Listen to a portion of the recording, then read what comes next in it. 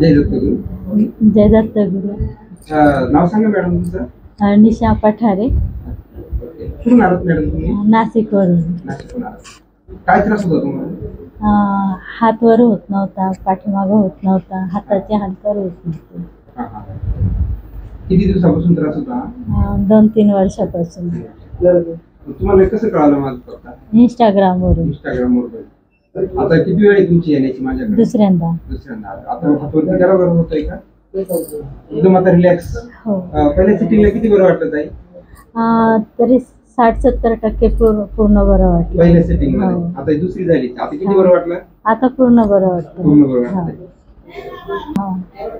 पहिलं यायची असं भीती वाटत होती, येऊ का वाटत होतं, जावा की नाही, कोणी चोळणारा माणूस आहे की अनपढ व्यक्ती आहे त्याच्यापेक्षा अजून जास्त दुखलं तर काय जाण्यात अर्थ नाहीये म्हणून जीव धावतो.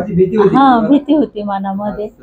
पण मग इथं आलं आणि बघितलं तर असं वाटलं का नाही, आपण व्यवस्थित ठिकाणी आलेलो, शिकलेली व्यक्ती आहे, काय डॉक्टर आहे, त्याच्यामुळे मनातली सगळी भीती गेली. गुण पण आला ना? हो, गुण पण आला.